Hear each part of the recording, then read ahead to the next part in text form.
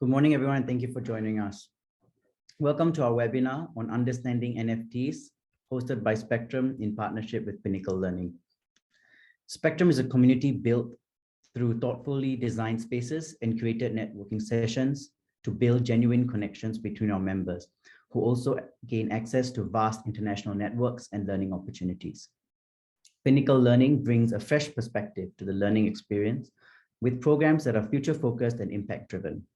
We believe that learning should go beyond the passive absorption of information, which drives our decision to bring in experts who engage in hands-on sessions with our clients. Our programs focus on the empowerment of next gens from ultra-high net worth families and entrepreneurship programs, which take a human-centered approach to innovation and bring ideas to life. Before I introduce Blockchain Labs, please note that we have allocated time for Q&A following the presentation. Please input your questions via the Q&A tab, and we'll get to as many as we can during the Q&A segment.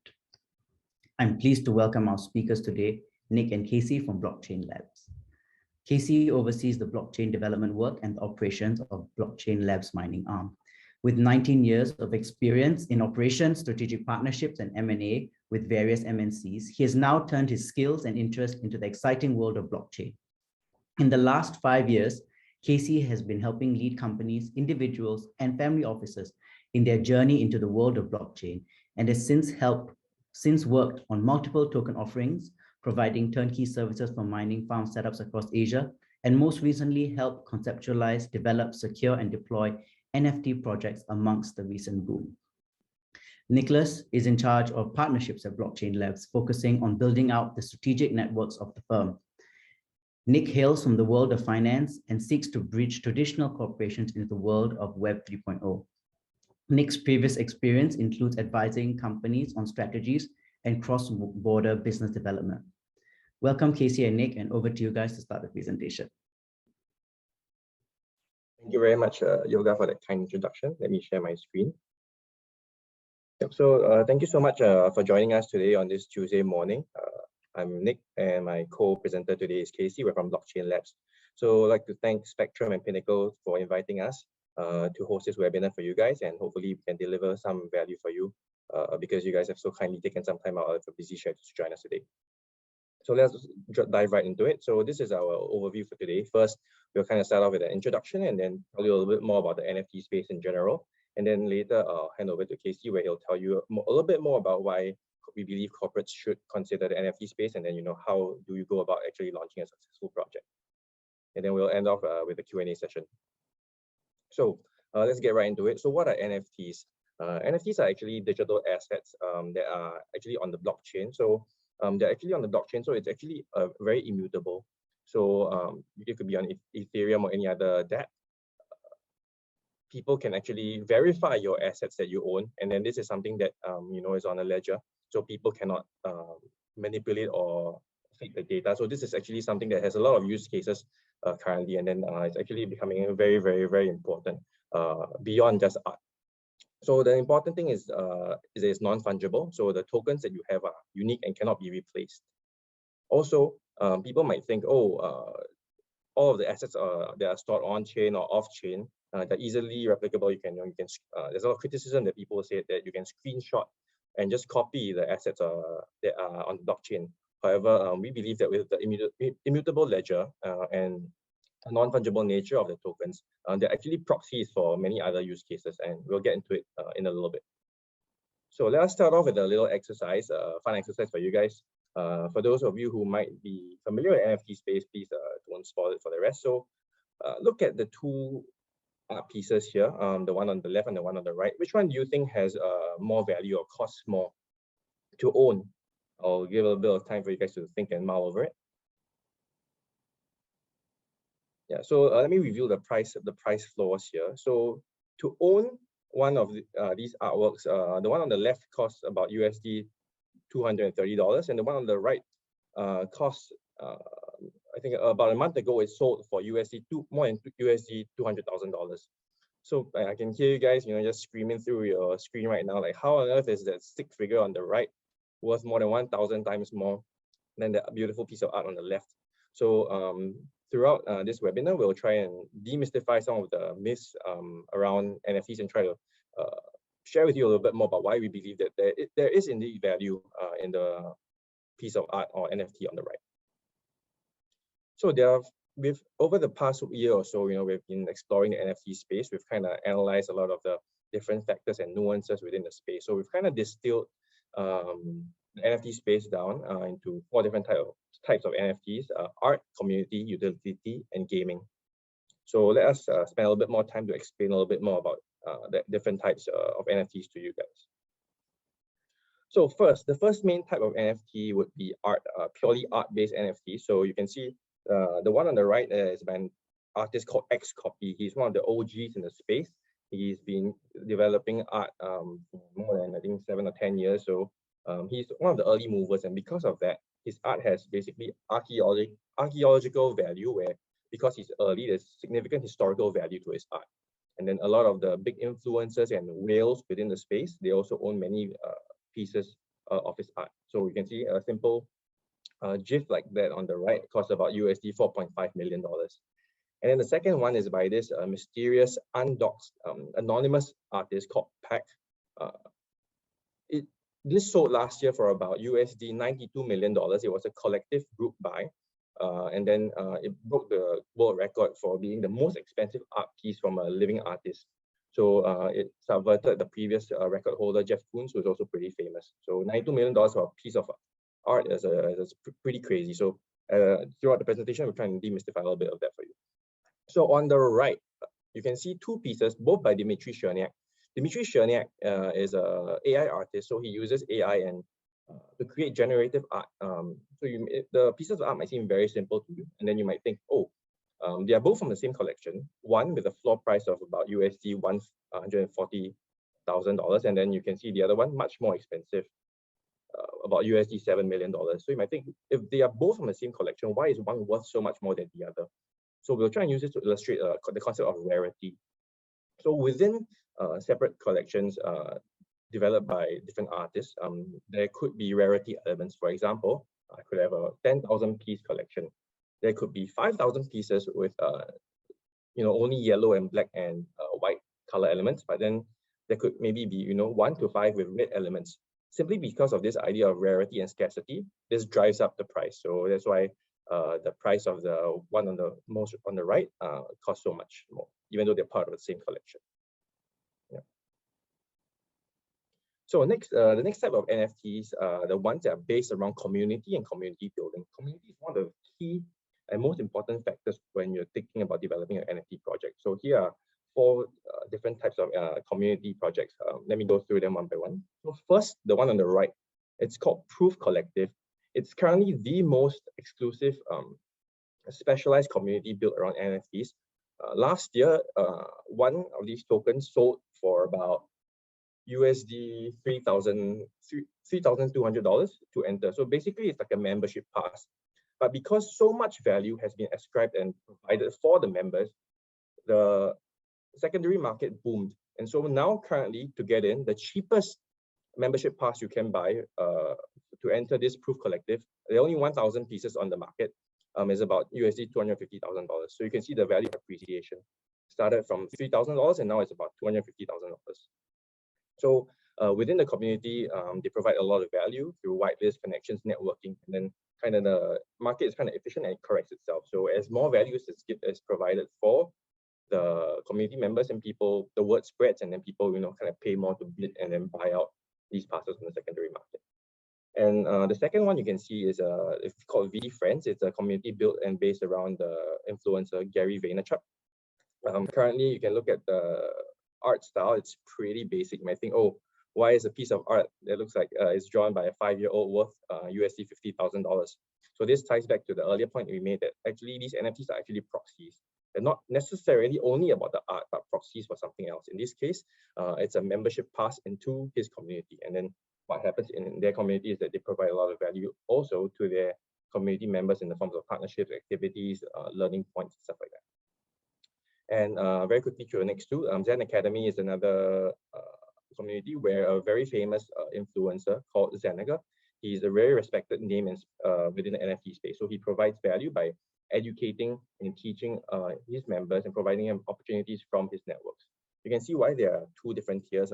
One tier with this costs about USD $700 and another tier that costs about USD 27,000.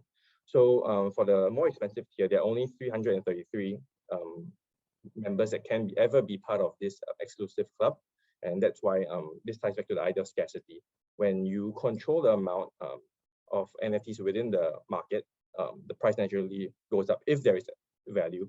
So Zeneca provides one-to-one coaching and advice for many of these 333 members of his. Finally, the one on the right is by this guy called Ben Yu. He's one of the best in the space with regard to onboarding NFT newbies. He does a lot of courses and he does a lot of introductory content to teach and educate people, who are not necessarily familiar with NFT space. So it's kind of beginner-friendly kind of club. So the third kind of NFTs would be utility-based NFTs. So what do I mean? First, Nansen AI. It's a NFT tool and platform for people to actually do a lot of analytics behind NFT projects. So you can see that the charts there. So they kind of track different NFT progressions. People who invest and flip NFTs. This is a very, very good tool within the space for them. So you see, it actually costs a lot of money, USD $3,000 a month. But because a lot of people have made so much from investing and flipping in NFTs, they actually feel that USD $3,000 is very, very cheap. They more than make up for it through the investment profits that they've made. And second one, you can see Dark Echelon. It's an alpha call group. So basically, it's a group of specialized people that provide a lot of value to the community members in the form of alpha calls. So basically, there'll be experts that telling you, oh, buy this, buy this, buy this. Through the expertise and experience, they determine that these certain projects would be good to buy in, and then maybe you can make a good flip on good profits. And third, it's a whitelist platform. So basically, whitelists are where you get, as an individual, you get pre-allocated into a whitelist where you can have access to buy the NFT before it's launched. So whitelist is a very important concept within the NFT space because of limited nature of NFTs. For example, this collection will have 10,000 pieces. So if it's open up to the public, you might not be able to buy it. So whitelist gives you that guaranteed purchase, and that's why it's a very important element within the NFT space. And finally, the last type of utility is real world utility. You can see Flyfish Club here. It's a initiative by Gary Vaynerchuk as well. It gives you access to an exclusive physical club in New York City. So you can go there and eat and network and do a lot of things within that space. So next, the type of NFTs, final type of NFTs would be the gaming and metaverse NFTs. So we can see here, Axie Infinity is one of the OGs within the gaming space. They exploded last year or 2 years ago, and then a lot of people are within the ecosystem right now. They have an especially large fan base and community within the Southeast Asian region, from Philippines, Vietnam. So what happens there is that the people spend time playing the game, and then they earn tokens, and they can sell the tokens on the secondary market. So many of the people in the developing countries have actually made a very decent living out of this. And the second one would be the yield generation. So Creeps is an example of a yield generation project where you buy certain NFTs, the NFT generate tokens by themselves. You don't have to actually play. So it's kind of like an asset you put there, and then there's dividend yield monthly. So there are many projects like this, but Creeps was one of the earlier ones that exploded right from the start. People were making more than, I think, like 2,000 USD just by buying an NFT, and so it kind of gives you like a certain guaranteed monthly income. The third one would be the metaverse / land place. You can see Sandbox is one of the biggest metaverse projects right now. A lot of big companies and celebrities have bought land, digital land in this space. And the final one would be actual games itself, where companies are implementing or developing shared universes, cinematic universes, worlds, storylines, and then people can buy NFTs that represent tokens that allow you to play or participate in the universe or that game. Yeah. So the previous types of different NFTs allow you to corporates to think about what type of utilities or projects they like to attach or develop. Let me share a little bit more with you about environmental factors that contribute to the success cases within the NFT space. So first, memes is a very important element within NFT space. NFT space consists of a lot of, I guess, younger people, and then memes are a way that they communicate and bond with each other.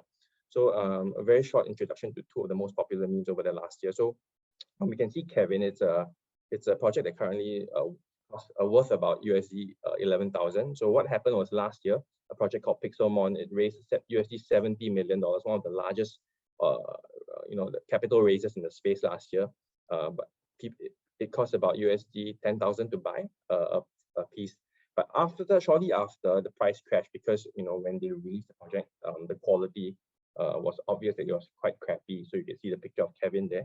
So people started laughing at it. Within a day, the price immediately crashed, below 2,000 USD. So people made losses of up to $8,000. But then immediately after that, within 3 to 4 days, the price started climbing again because people started to realize the art was so bad that it was good, and jokes started forming, memes started forming, and then the price pumped again. So you can see how volatile the NFT space is and not easy to understand. So you always have to spend time keeping your ear on the ground to kind of figure out what are the latest developments and trends. And also MFS, it's a project that was launched last year.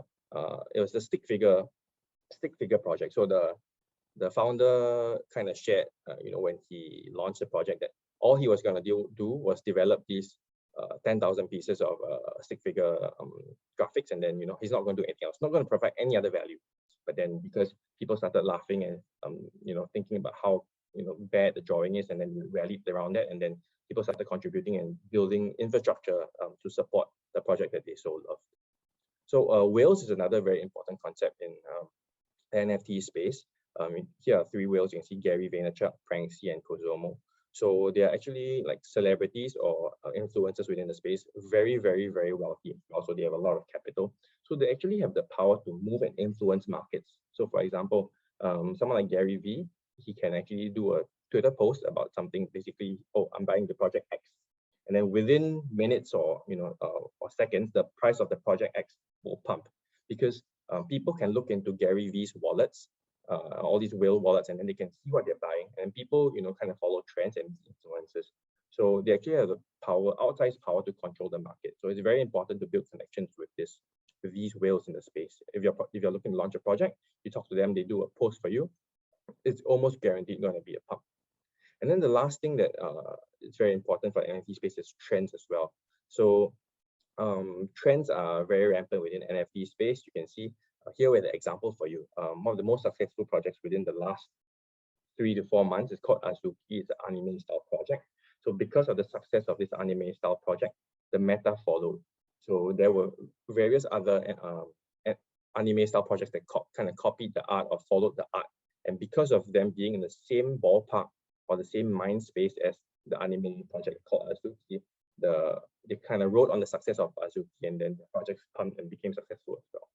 And also you can look at the idea of derivatives. Derivatives is where people make fan derivatives or kind of like homages to the original concept. You can see below there where they did different riffs on the original Azuki. They to kind of copy or edit the art a little bit. And then a lot of these projects pumped as well.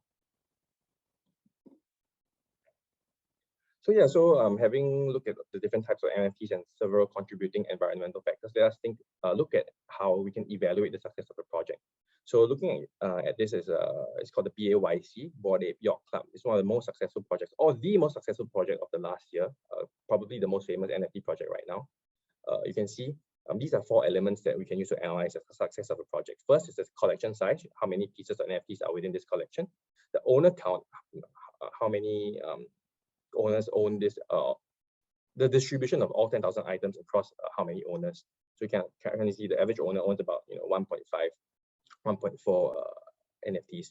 And floor price is one of the key performance indicators of success. So basically what this means is there are 10,000 pieces in this BAYC collection. The floor price means how much does it cost to buy the cheapest ones. So for example, people list their NFTs at maybe 100 Ethereum, 200 Ethereum, 500 Ethereum because of different rarities. But floor price means how much it costs to buy in or purchase the cheapest one within the space. So that's kind of like a KPI that people use to evaluate projects. The more expensive or higher your floor price, it means the more exclusive and the harder it is to get into the space. The final one is very relevant for project owners, the volume traded. So volume traded means the actual transaction value of all of your 10,000 items on the secondary market. So looking to the right, another way that people can evaluate the success or the potential of a project would be partnerships and collaborations. So people like to associate themselves with successful projects. So, if you launch a project and then you associate yourself with top tier projects, people will naturally ascribe that value to you. So we can see here, this is a screenshot from one of the latest trailers from the BAYC team called Yuga Labs. So the one right in the center is a MAYC, Mutant Ape Yacht Club. It's a derivative of the BAYC, also launched by Yuga Labs. So you can look at all of the other 5 surrounding NFTs around the main character. When this trailer dropped, all of these 5 other projects that are not in part of BAYC, their value pumped immediately because people saw that something was coming. There was some hype coming, and when you see these side projects being associated with the main superstar project, probably the biggest project in the NFT space right now, immediately people will ascribe that value, and then there'll be some flow through value. So it's very important to establish good partnerships and collaborations. Yeah. So here are some corporate case studies of corporates that have attempted to enter the NFT space. The case studies on the left are the successful case studies, and the case studies on the right are the kind of like unsuccessful case studies. Let me bring you through them a little bit more in detail. So first, Nike entered the space last year. They did not attempt to enter the space by themselves individually. They realized that the NFT space was a nebulous one with a high barrier to entry with regard to understanding the culture and the nuances. So what they did outright was acquire a successful project. So the project was called Artifact. They were very in tune with the street culture, and then they had very good products, and they had very good collaborations with many celebrities and designers as well. So Nike entered the space by outright acquiring the whole company. And then after the acquisition, the project did even better, and currently is one of the blue chips within the space. Adidas also entered last year. They also did not attempt to enter by themselves because they realized it was not an easy space to navigate. So what they did was they partnered with 3 different entities. First, they partnered with BAYC, the most successful project, or one of the most successful projects.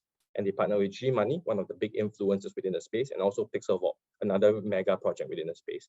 So we can kind of see a trend here where people won't understand, or when corporates realize that it's not easy to navigate. So they kind of tap on expertise of influencers or experts within the space who are more Web3 or NFT native to help them navigate the treacherous waters of the space.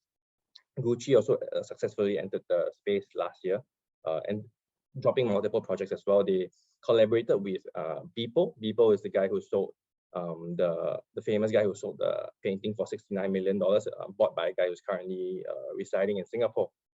So MBA also entered 1 to 2 years ago. They partnered with Dapper Labs, a Canadian NFT agency and lab as well. So we can see one of the underlying trends for all the successful case studies is that these corporates did not enter the NFT space in and of itself with their internal team. They always rely on external help and guidance because they realize that the space, although very new, it was quite sophisticated and mature, and they needed professional or expert advice from people with experience in the space to actually navigate the environment successfully. So on the right, you can see Saatchi Art is one of the famous online art galleries. So they have a lot of professional artists under the umbrella, and then they launched sometime early this year. This was quite a bit of a failure because you can see the mint price was about $300. People paid $300 to buy a piece, but shortly after the price crashed. So they entered the space with an internal team. They did not really hire external experts to guide them. They thought that they could rely on their brand and their past successes in the traditional industry, traditional space, but then this did not carry through. So this is a negative example of how you can execute. Being arrogant and then thinking that you can enter the space by yourself without relying on external experts. So the next 3 I'll very quickly run through. 3 influencers that were all very famous. We are all very in tune with 3 celebrities. Johnny Depp, Stephen Curry, and Steve Aoki. All of these projects did not do well. Floor price, meaning the current price now, is lower than the price that it was launched for. So meaning people realized that the value was not there. So the common denominator, as we can see from the successful case studies and the unsuccessful case studies, is that the unsuccessful ones tend to not realize that the NFT space is a very tough one to navigate, and then they try to launch with their own internal teams. So we can see that there is a lot of value at picking and finding teams that actually understand the space to guide you going forward if you want to launch your own NFT project. So why should corporations consider entering the NFT space? So here are 5 different factors that we believe are very important. So first, new revenue streams. So taking the PAYC example, back in 2021, when they sold the initial project at primary mint. So basically, when they first sold their project, they raised about USD $2.7 million, selling 10,000 pieces. But over the past year, through secondary sales royalties, where they take a cut of all secondary transactions within the market, they have raised up to date about USD $41 million. So you can see the power and value of having a revenue model like this. They sold the first NFT collection for and raised 2.7, and then they made a 15 times return on the secondary royalties without developing an entirely new collection. So we can see the power and strength of having new revenue models such as this. Also, marketing opportunities. If you are a project that has showed or a company that has showed savviness and finesse when it comes to executing an NFT project, it could help you bring up or elevate your brand and then market your original or your core offerings as well in the traditional non-NFT space. And also you could also express your team's ability to understand the space and outcompete your peers. If you're one of the first to markets, for example, Adidas and Nike, you kind of lock in some of the value in being a first mover compared to companies like Reebok or Puma who have not entered the space yet. Also, capturing youth mindshare. There is a large amount of youth who are very familiar with NFTs. They grew up with cryptocurrencies. They're very familiar with NFTs, and then by entering NFT space, you can also capture some of the youth mindshare going forward. And also, as mentioned before, new frontier markets. A lot of the developing countries, they are mobile first, and a lot of the demographics are within these markets as well. They are very familiar with NFTs and cryptocurrencies, like Vietnam, Philippines, Indonesia. So these entering the NFT space will also help your team or your company to explore and tap on some of these new markets as well. So let me hand the time over now to Casey. Thanks, Nick. So Nick just gave you guys a very high-level overview on what is the NFT space really about. And I think, as you can see, it's kind of one is nebulous, but two, I think, if you get the message, there's some potential in profit as well. So I guess one of the reasons why we are here as well today, or all of us are here today, is to understand how can we perhaps partake in this. So what I'll do now is I'll walk you guys through roughly how do you launch a NFT project. Then I'll also bring you through some of our projects very briefly. And then also I'll lastly end off with what's the future of NFT, or at least in our own view. So no one can see a crystal ball, right? But at least from our vantage point, how is it going? And I think lastly, I'll end off with a Q&A from there. Okay, so diving right into this, launching an NFT project, it consists of essentially a couple of main points we feel. One is, of course, you need a website. Well, at least not prescriptive, but sometimes some projects can run without website. But generally speaking, this is quite default, a website, whereby you use the website to connect from a Web 2, which is a browser, to the Web 3, which is the decentralized blockchain itself. And you use tools like MetaMask, for example, to make the connection and then to mint your NFTs.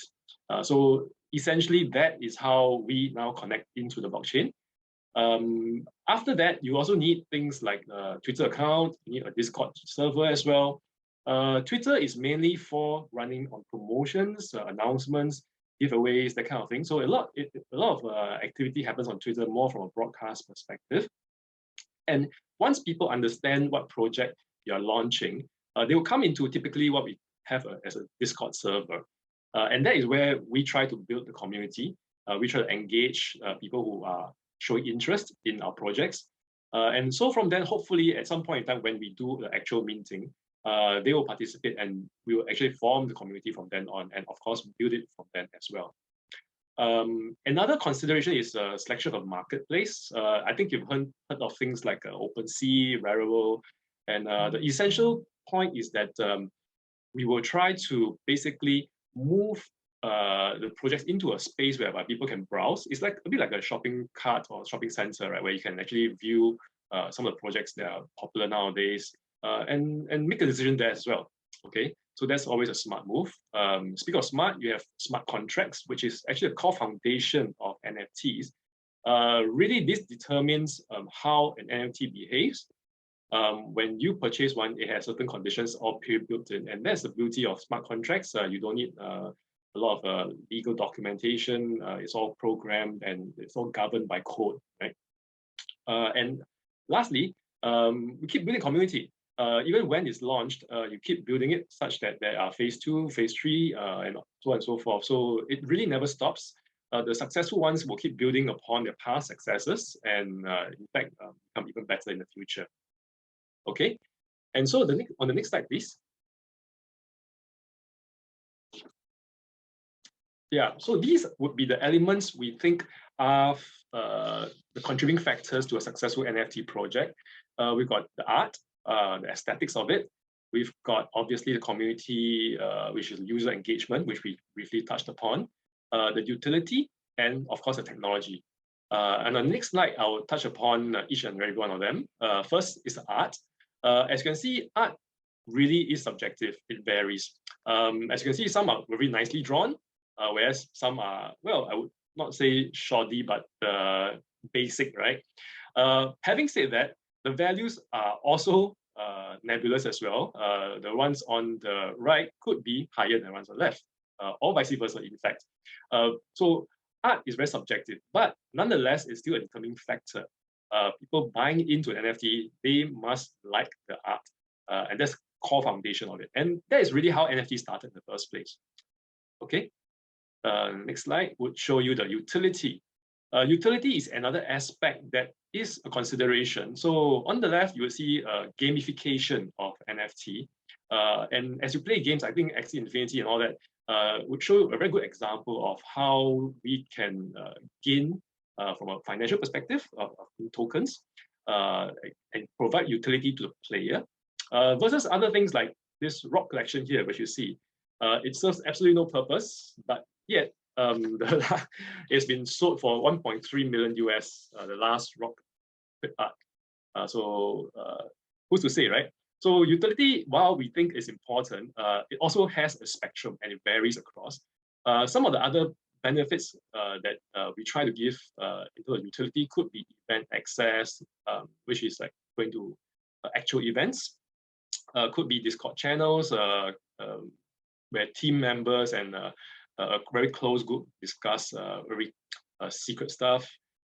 Physical items, voting, reading, gaming which we touched about just now. Airdrop. Things like fractional ownership is also something that's quite interesting. You can break apart certain physical assets and let more people own that same asset. Staking is another one, which is quite connected to DeFi. These are things that will, in fact, provide some form of utility to the NFT holder. And in our view, it's also taking quite a good foothold in the NFT space as well. So watch this space too. Okay. And community marketing is one of the more important ones. It's all about building community, right?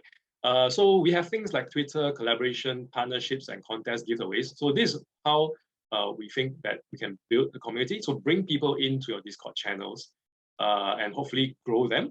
And on the next slide, we would see the community engagement. Once they come into community, which is your Discord channel, you start to engage them by of course, because Discord channel will be to hold conversations with them, keep them interested. Of course, you can also hold real world events in real life.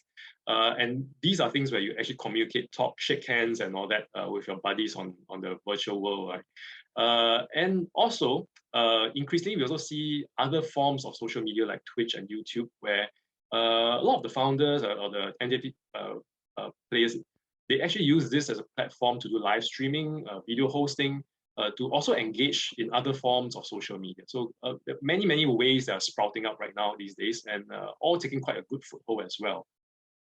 Okay. And lastly, from a community perspective, it's important to have a very strong roadmap. So this roadmap actually will help people understand what's the vision or mission of your NFT project. And if they believe in it, I think the long-term growth and sustainability portion is important. They will buy in from day one. And of course, as you try to build the community in due time, this will just grow, and hopefully the community will go bigger and bigger from that regard. Okay. And number 4, I think technology is a piece that we cannot ignore.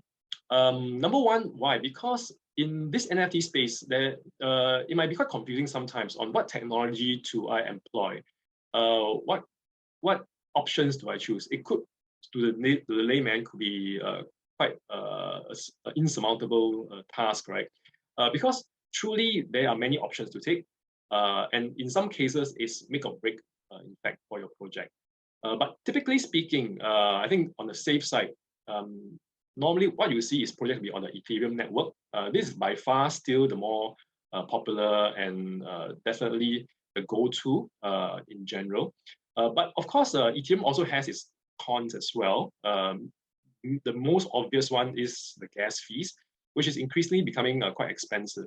And hence, the result of this is that it spawned quite a few other kinds of blockchain that is now also in the NFT space, which is precisely to resolve the problem of high gas fees. So you see things like Solana, Binance, and Polygon all sprouting up, and they resolve this quite efficiently. The only thing is that they are still not as popular as Ethereum yet. So it's still an ever-changing landscape. We are still watching that space, but also at the same time, we cannot ignore them at the same in the same breath as well. So these are the things that are happening in the background. Within Ethereum itself, we've got different standards as well. So that adds to confusion, right? We've got 721, you've got 1155, and even you've got 721A as well. So all these, I won't guys with details, it could get quite technical, but essentially they govern how your smart contract works. Okay, and really, as a founder or as a project manager for this blockchain project, you would want to determine this upfront, because once it's started on this journey, you can't really change it. You can't really change the standard nor the code too much. And once it's launched in blockchain, it's really immutable, hence blockchain, right? And you're pretty much stuck with it in perpetuity. So some other considerations that we typically think about would be on-chain or off-chain. So there is the purists who say everything must be on-chain, meaning even your art, your everything is on-chain, which is the best actually in a way, because that really means that everything of the NFT is immutable and is basically traceable and auditable, right? And that's the whole premise of blockchain. But at the same time, it suffers from, again, things like gas fee. If everything's on the blockchain itself, the gas fee tends to become more expensive from a transactional perspective. And so people also balance this out by putting some things off the chain, and then hence you've got things like off-chain storage for your files, your movies, your JPEGs, and all that kind of thing. So sometimes people strike a balance. So I think right now in the world, we are seeing a mixture of a hybrid of all things. And I think as the question of gas fee evolves, we will see this change as well. And lastly, I think the more exciting thing that we are seeing these days is the metaverse, right? We've been hearing a lot of it. It's kind of a nebulous also in a way, but I think this provides some interesting backdrop to how you can actually apply your NFT. Because at the end of the day, I think NFT spawns from how gamers or people who are interacting in the space utilize the NFTs. And the most practical utility of it is actually applying it in the metaverse, right? If you actually exist in it, perhaps in a Zoom meeting in the future, you can actually apply an NFT and show it to your friends. So it can provide some sort of utility. We are not actually sure ourselves what is the best way yet, but again, it's ever evolving. It's very interesting, especially for Decentraland and Sandbox, right? They are giving a lot of NFT holders a lot of ways to apply it. And in fact, you can see a lot of corporates also jumping on the bandwagon as well. So people like, as you can see, Nike, Microsoft, Apple, they're all jumping the bandwagon as well. So it's also a very exciting space for us right now. Okay. So very briefly, we have a couple of projects basically trying to drive the utility aspects as well. Looking at this, we have a fractionalizing of whiskey casks, which is we're working directly with a distillery who happens to want to allow NFT holders to partake in ownership of a whiskey cask. And if you know, the whiskey cask environment has been expanding at a very rapid rate these days. And so I think traditionally, when people think about whiskey cask, it's quite an expensive endeavor, right? To fork out like a few $100,000 for one cask. But I think by fractionalizing it, it can then be very populist mode, and more people can partake in one cask of its own, and it's a lower barrier of entry. Okay, for women empowerment, this is also another very interesting project that we've got. We have a team who wants to empower women, and really the cause is actually very purist, and we really support this in the sense that there's a lot of value in it. By using NFTs, we're trying to help encourage women to be financially sound and know what to do when and make themselves more give themselves more value in terms of how can I help myself rather than be tied to other things. So the women empowerment angle is something that we are very keen to work on. And lastly, for crypto mining is something that we're also trying to push out, which is effectively, we have a project that is also using NFT to fractionalize hash rate, for example. And by fractionalizing the hash rate, we can then distribute this hash rate to multiple parties. Instead of buying a crypto miner on your own, we can have multiple people owning one single crypto miner. And that also distributes the cost as well. So this is in a nutshell our current projects, exciting times. And now finally, so on the future of NFT, so this is sort of a crystal ball kind of thing. We don't really know, but from the trends that we are seeing so far, there's a huge movement towards utility, meaning that we can see that a lot of businesses, a lot of projects are now adopting utility because people are also looking beyond the artwork as well. While the artwork is still a key component, which is like fine arts and all that, right? But increasingly people are asking, so what else can this do? And this sometimes the utility aspect may become sometimes more important than the artwork itself. So that's interesting for us. We see quite a big movement towards mass adoption. While NFT is still very nascent right now, it's in a very niche market. As you can see, a lot of these chats happen in Discord channels, which is not open to public, right?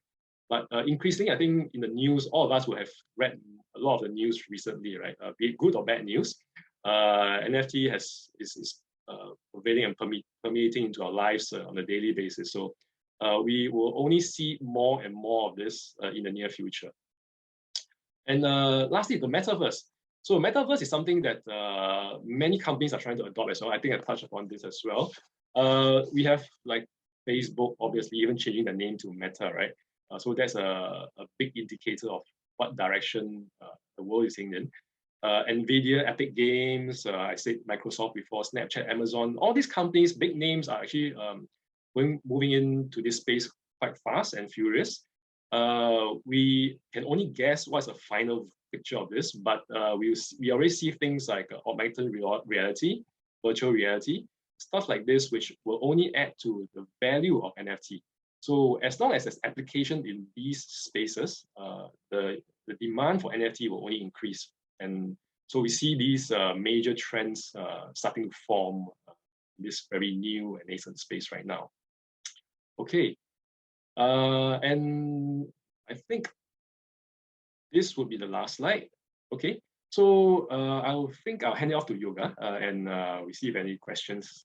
Happy to address them right now.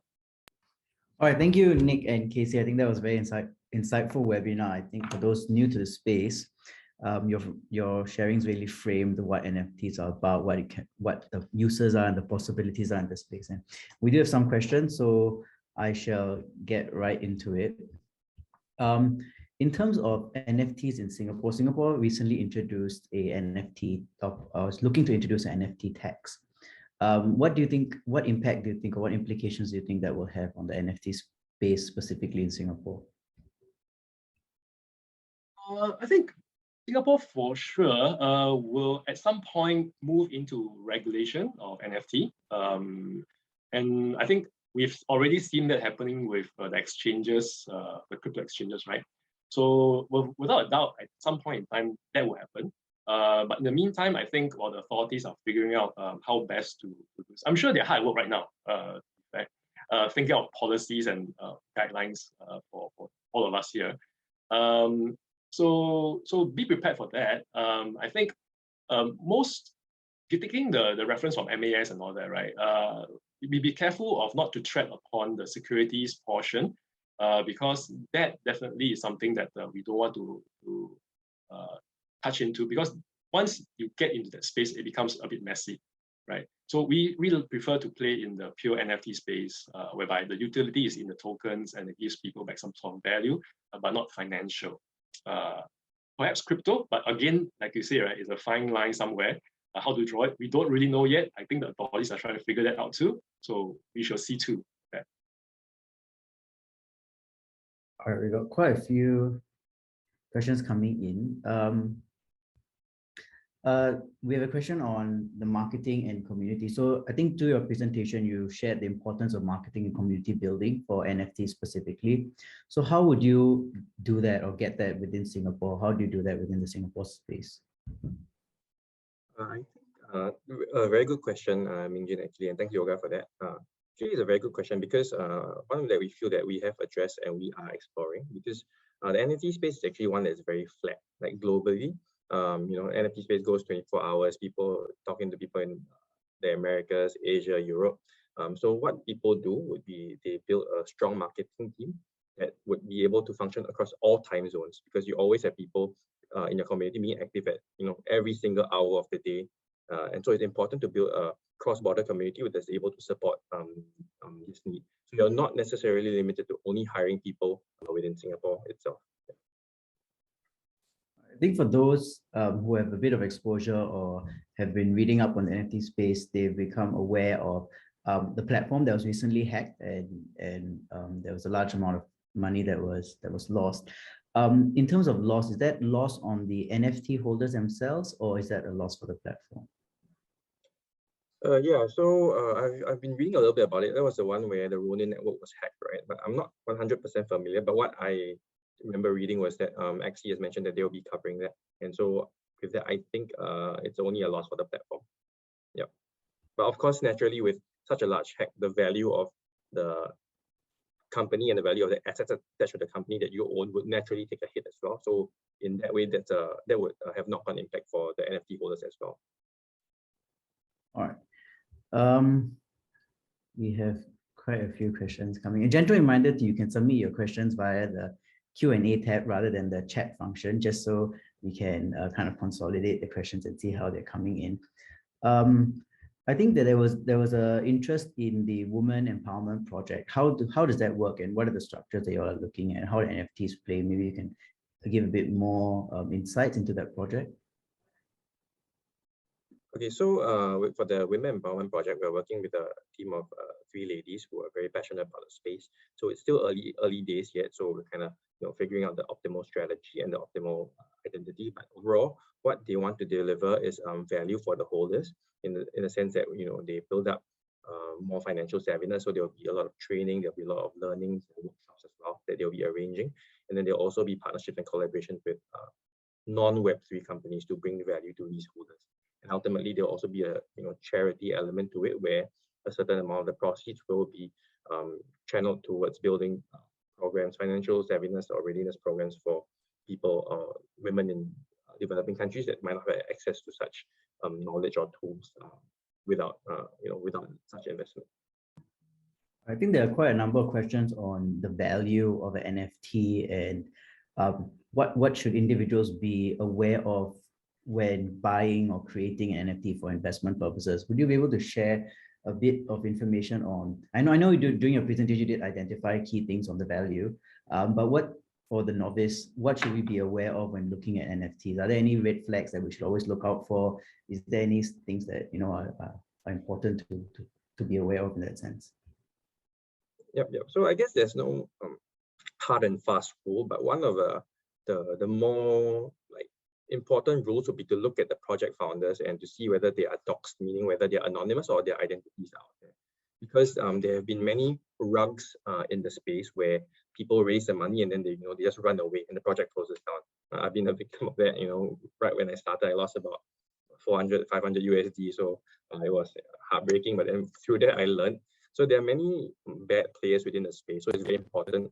And having an exposed or doxed team where the identities are public is actually a pretty decent indicator of the legitimacy of a founder. Actually, it might not be with regard to the execution ability, but at least with regard to their identity. Because if their identity is out there, they might probably be less inclined to run away the money because authorities will be coming after them. In fact, last month, one of the projects that I lost money in as well, the FBI actually went after them. So they are the first team to be charged for actually scamming people and then running away with the money. That was, I think, sometime in March. There's a project called Frosties. Now to look at the environmental impact. So I think mining has a key environmental impact. A large amount of energy is used for minting. What are your thoughts on this? And what are the concerns, I guess, from an environmental point of view? That how do you all address these environmental concerns? Do you all address these environmental concerns? Yeah.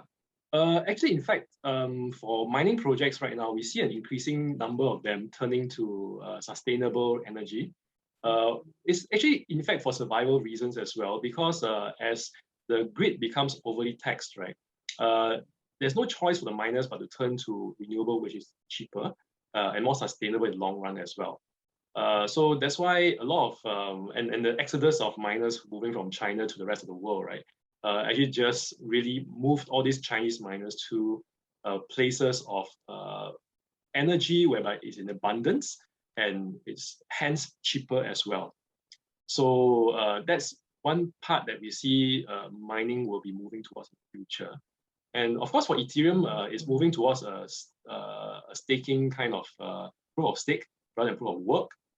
So the intent is, of course, to reduce the amount of energy used in that as well. So I think overall, the crypto space is aware, and I think they're moving to that direction. How fast, we're not too sure, but I think there is a definite shift and pivot towards sustainability and clean energy.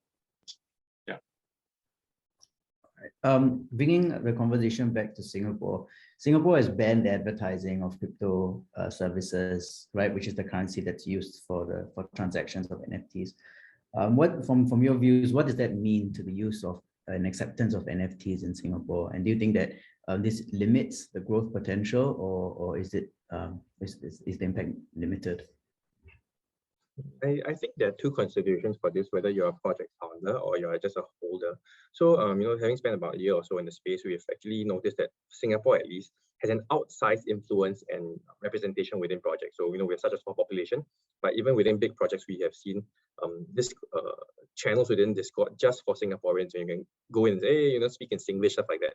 So I think there is a very high amount of savviness, crypto savviness and NFT savviness within the Singapore space as well. But of course, from an economic point of view, whenever there's an additional barrier to entry with regard to, in this case, with regard to advertising, probably it'll raise the barrier threshold to entry a little bit more. Possibly it will impede the uptake of mass adoption of NFTs in Singapore just a little bit. But we don't foresee that being a long-term impediment. We believe that there are a lot of people that are very savvy currently, and then through word of mouth it'll spread. Especially if it's youth driven, there are a lot of youth within the space currently as well. All right, following on, the government in Singapore specifically has also warned citizens against NFTs and the metaverse as it themselves try and understand this space. Besides attending like webinars such as these, do you all have any resources, or where should individuals who are new to this space go for information? Because I guess in this day and age, there's a lot of misinformation out there. There's a lot of incorrect or maybe not as correct information out there. So where would you recommend people go to get the information on NFTs, the blockchain and crypto? I think there are multiple channels that you can consider. There are there's a lot of resources out there, on the internet through Medium articles or YouTube videos as well. The important thing is to look at the provenance of this content and make sure that the person or people sharing this content is actually someone that's legitimate and verified. But yeah, there's a lot of information online, and also you can get involved in certain communities. There are some Singapore Telegram, Singapore Discords as well, or you can if you ever want to learn a little bit more or have a chat with us, we'll drop our contact details for you, and just always hit us up. We're always happy to share and talk with friends and people more about the NFT industry as well. Definitely. I think we have a bit of a technical question, but I think it's something that's relevant given some of your sharings. So you spoke a lot about gas fees, and you mentioned that Ethereum is the most popular one. So what are some of the considerations that you all have when choosing between the different blockchains, between the competitors, etc.? I think it's mainly two considerations. One is the gas fees, obviously, right, which you touched upon. Two is the popularity. Why these are two important factors to think about? Because when you mint, especially when you are pushing out a very huge project, like 10,000, 20,000 kind of artwork, right? The gas fees tend to add up. And so from a pure financial perspective, as you are a project owner, you would think, okay, it's going to eat in my pocket, right? And this goes to nowhere but the miners themselves, right? Because the gas fees are used to pay for miners to support and to secure your transactions. So before you've even started selling your NFTs, you are actually already in the red, right? So that's one thing that most project owners want to think about. Of course, the flip side is that Ethereum is still the most popular. So by using Ethereum, you have the most access to the most number of people who are on the NFT space as well. Okay, but I think I touched upon this as well. Having said that, because of the huge gas fees, there's a lot of people also trying to utilize the other blockchains, which have actually a fraction of the gas fees you need to pay with Ethereum. The counterpoint to that is that it's not as popular yet. It might become popular in the future, and we do see it gaining traction as well. If Ethereum doesn't solve the gas fees issue, right, I would only see that more people will migrate towards the other types of blockchains, which are more efficient, which are more cheaper, and so on and so forth. So yeah, a lot of blockchains are hot on Ethereum's heels. So they, of course, have to solve the gas fees problem as well at the same time. So it's an evolving space too. All right. Bringing it back to learning and career development and career growth. For someone looking to join or enter the NFT space as a career, what are some of the skill sets or expertise that employers or individuals like yourself are looking out for when hiring? This is a very interesting question, and questions that we've been hearing from friends also, because this space is exciting, right? There's a lot of money in the space. So I guess one good thing about this is that it's a very, very new industry. The first NFT was probably 2016, 2017, but we only really took off last year. So you don't need a wealth of experience. There's no way to have a wealth of experience. When people tell you they have 10 years of experience in NFT, they're definitely lying to you. So what is important is, I guess, the ability to learn, because the space is so new, let's say 1 year plus 2 years. There isn't that much backlog of information or knowledge or barrier to entry. You can go and read up on all developments, you read up on some certain skills. For coding, you can look at Solidity. For community management, just go look at some tutorials or guides about Discord as well. So it's actually a very, very low barrier to entry to enter this space as well. I've even seen some friends of mine, who are based in the States. They've been making upwards of more than 20,000 USD just by being Discord moderators for multiple projects. So what they do is they log on, and spend a better part of their day just replying to people on Discord. So kind of like not really a glorified customer service representative, but in essence, that's what they're doing. They're pushing out PR, they're responding to concerns, stuff like that, and then they make upwards of $20,000 easily. If they're moderators for some of the bigger projects, and then concurrently they manage all mods for various projects at the same time. Yeah. All right. I think we are at our cutoff point, but do you have any closing comments or closing remarks that you want to share with our community here? Yeah, I'll go first. I think the NFT space is actually quite interesting. I think like what Nick was mentioning as well, it's a very new space. Everyone's also trying to figure out what is right, what is wrong, what's good, what's bad, including us as well. So we don't proclaim to be experts, but I think we all have the passion for it. And actually that's what drives us to go and dig deeper and find out more about what's truly in the NFT space. So yeah, I mean, have a passion for it. And of course, we are always here to guide you guys along as well. If you need help, happy to make friends in the NFT space. We all make mistakes. I think Nick has mentioned a couple of mistakes he's made as well. And I think at the end of the day, enjoy yourself. Make sure it's fun.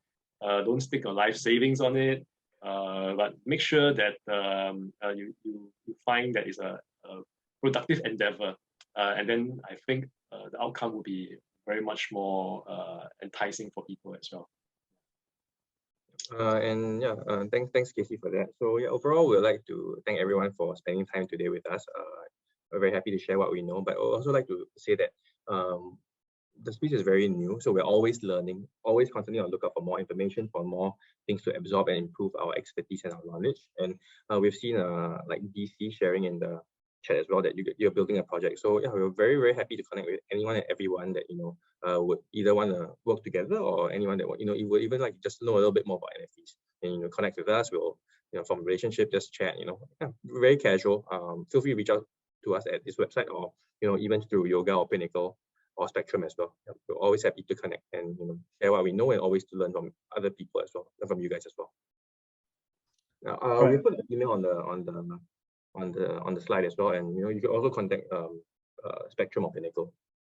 Yeah, so if anyone has any further questions for Casey or Nick, or would like to be put into contact with Blockchain Labs, you can reach out to them directly or reach out to Spectrum, and we will be more than happy to put you all in contact. So we don't, I'm aware of everyone's time. So on behalf of Spectrum and Pinnacle Learning, thank you for attending our webinar on understanding NFTs. I hope that you all found the session as engaging and as informative as I did. We'll also be sending out a feedback form for us to continuously improve ourselves. So please do give us your honest feedback on the discussion, our speakers, as well as what you'd like to see in the future. If anyone has interests in or would like a deeper dive into NFTs, we will also be running a follow-up NFT webinar, hopefully next month or month after. And we look forward to you joining us then. Thank you so much and have a great day ahead, everyone. Thank you, everyone. Thank you, everyone. Have a good day. Bye. Thank you.